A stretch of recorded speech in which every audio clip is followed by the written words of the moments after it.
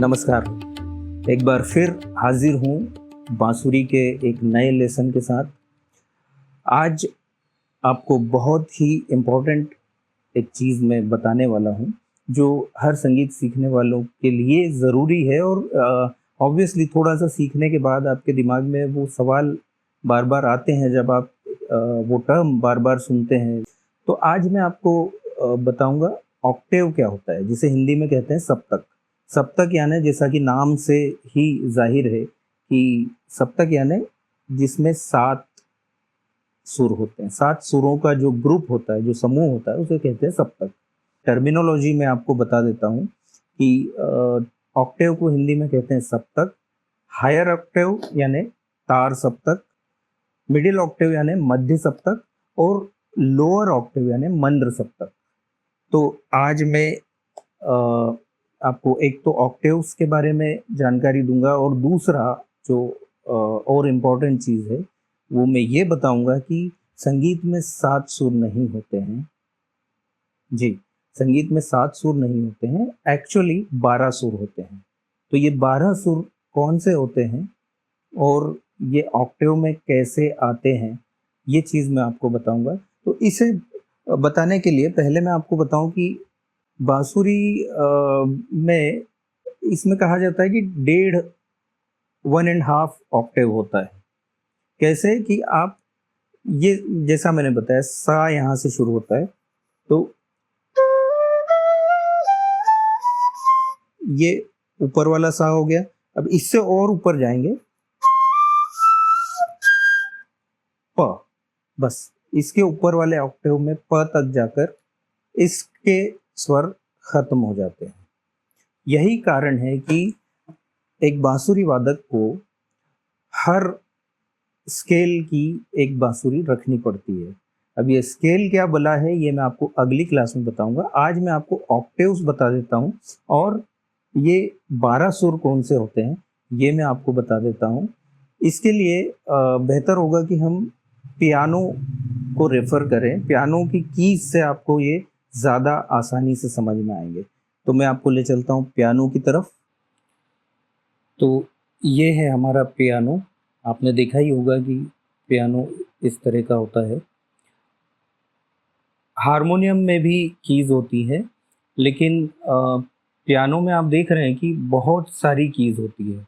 Actually piano में ज़्यादा octaves होते हैं। हारमोनियम में ये जो 3 ऑक्टेव्स मैंने बताए वो 3 ऑक्टेव होते हैं और यही बेसिक ऑक्टेव्स होते हैं जो गीतों में यूज़ होते हैं। तो पूरे तो किसी भी गीत में यूज़ नहीं होते हैं। तो अब मैं आपको सबसे पहले बता रहा हूँ, चूँकि मैंने आपको सी शार्प की बांसुरी लेने को कहा है, तो सी शार्प जो है वो पियानो पे ये वाला नोट होता है। आप देख रहे होंगे कि ये 2 ब्लैक कीज, फिर 3 ब्लैक कीज और फिर 2 ब्लैक कीज, इस तरह का ग्रुप बना होता है। तो ये जो 2 ब्लैक कीज हैं, इसकी जो फर्स्ट ब्लैक है यहाँ से लेके अगला जो 2 ब्लैक कीज है उसकी पहली की यहाँ तक एक ऑक्टेव होता है। ये होता है सा रे ग म प ध नि सा, सा नि ध प म ग रे सा। ठीक है, तो ये एक ऑक्टेव हुआ। तो ये है हमारा मिडिल ऑक्टेव।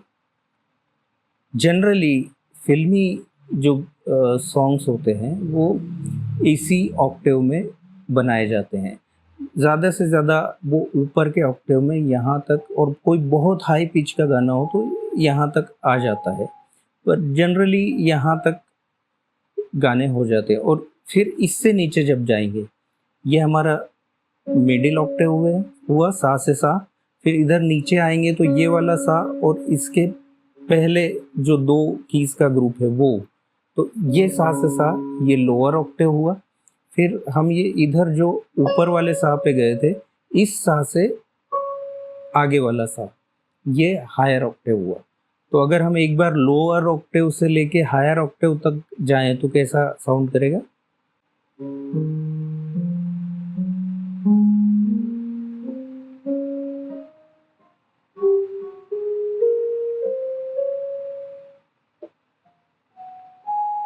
वो एक की बज नहीं रही है, कुछ प्रॉब्लम है उसमें।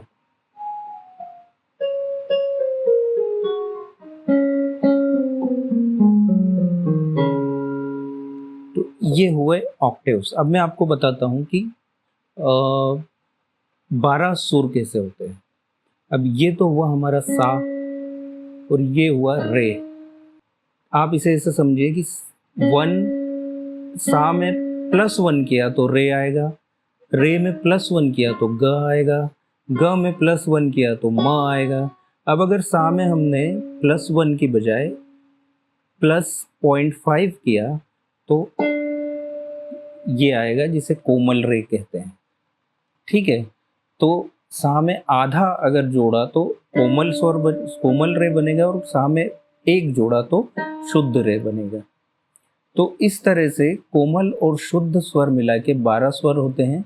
12 कैसे, आप सोचेंगे कि स्वर तो 7 होते हैं, और अगर 2 तरह के स्वर होते हैं तो 7 और 7 14 होना चाहिए। नहीं, सा और प ये एक ही होते हैं, इनके कोई कोमल स्वर नहीं होते। बाकी सारे स्वरों के, जैसे सा, रे रे, ग ग, ग ग, म म। अब बाकी 4 को तो कोमल कहते हैं, लेकिन ये म जो है, ये जो कि इस शुद्ध म के ऊपर आता है, ठीक है, तो इसे तीव्र मध्यम कहते हैं, तीव्र म कहते हैं। तो कोमल रे, कोमल ग, तीव्र म, प, कोमल ध, कोमल नी। ठीक है, तो इस तरह कुल 12 स्वर हुए। इन 12 स्वरों पे ही आपको महारत हासिल करनी है। बांसुरी में ये कोमल स्वर कैसे बजते हैं, ये मैं आपको अगली क्लास में बताऊंगा। तो आज के लिए इतना ही। उम्मीद है आपको ऑक्टेव्स या सप्तक समझ में आए होंगे। ये मंद्र सप्तक, ये मध्य सप्तक और ये तार सप्तक। उम्मीद है आपको ऑक्टेव्स क्या होते हैं, सप्तक क्या होते हैं, ये समझ आ गया होगा। अगर आपको अब भी कोई कन्फ्यूज़न है तो आप कमेंट बॉक्स में लिखकर हमें बताइए, हम अगली क्लास में उसका जवाब ज़रूर देंगे। या पिछली क्लासेस में से भी अगर आपको कोई कन्फ्यूज़न है, कोई सवाल है आपके, तो आप ज़रूर पूछिए। अगली क्लास में उन सारे सवालों का मैं जवाब दूंगा। आज के लिए इतना ही। अगली क्लास में फिर मुलाकात होगी। फिर एक बार कहूँगा, अगर आपने चैनल को सब्सक्राइब नहीं किया है तो तुरंत कर लें, बेल आइकॉन दबाना ना भूलें, और लाइक, शेयर और कमेंट तो करते ही रहें, जिससे हमें पता चलता रहे कि हमारी कोशिश आपको कैसी लग रही है। तो अगली क्लास तक के लिए अलविदा, नमस्कार।